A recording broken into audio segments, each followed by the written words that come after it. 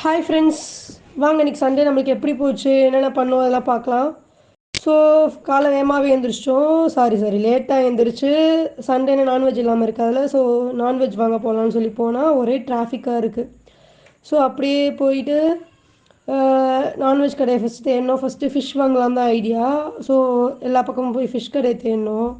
அது இல்லாமல் செட் ஆகிற மாதிரி ஃபிஷ் கிடைக்கும்ல. ஸோ அப்படியே போய் தேடிட்டு ஃபைனலி ஒரு ஷாப் கண்டுபிடிச்சி அங்கே ஃபிஷ்ஷும் வாங்கினோம். ஸோ அப்படியே போனீங்கன்னா இந்த கடையில் இங்கே தான் நம்ம ஃபிஷ் வாங்கினோம்.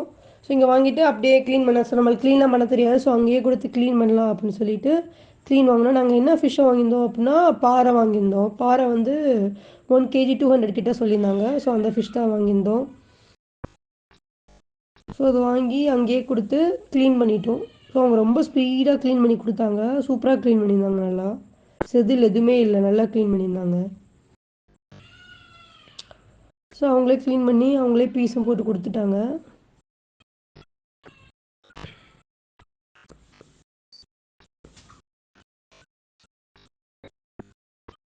ஸோ யாருக்கெல்லாம் மண்டை பிடிக்கும்னு சொல்லுங்கள். நிறைய பேர் மோஸ்ட்லி மண்டை சாப்பிட மாட்டாங்க.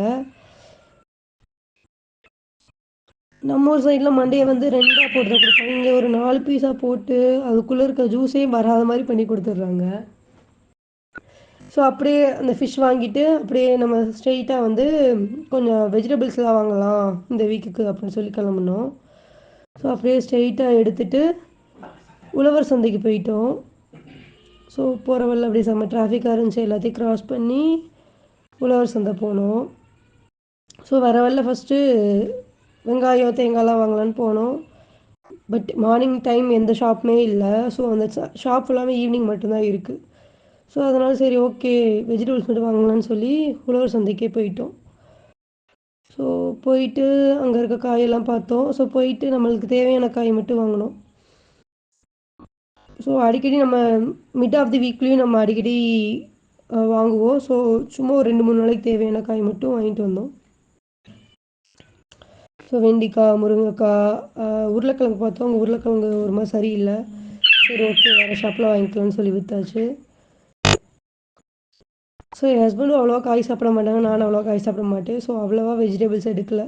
மோஸ்ட்லி பீன்ஸ், கேரட், உருளைக்கிழங்கு இந்த மாதிரி தான் வாங்குவோம். பீட்ரூட் ஆல்ரெடி கொஞ்சம் காய் வீட்டில் இருந்துச்சா. ஸோ கொஞ்சம் தேவையான மட்டும் வாங்கினோம்.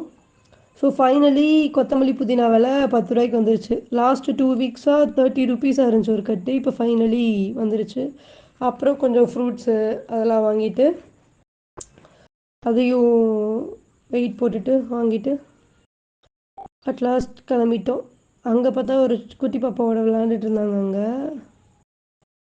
ஸோ அப்படியே நம்ம வாங்கிட்டு வந்து ஸோ வீட்டுக்கு வந்தாச்சு. வீட்டுக்கு வந்து இப்போ என்னென்ன வாங்கியிருக்கோமோ அது எல்லாத்தையும் எடுத்து வச்சுருந்தோம். ஸோ அப்படியே எடுத்து வச்சுட்டு அடுத்து சமைக்க ஆரம்பிக்கலான்றதுக்காக எல்லாத்தையும் ஃபஸ்ட்டு எடுத்து வச்சோம்.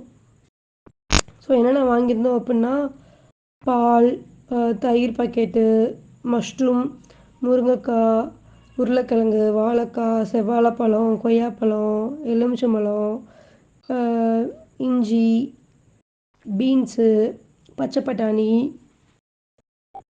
அப்புறம் பார்த்திங்கன்னா வெண்டிக்காய் இதெல்லாம் வாங்கியிருந்தோம்.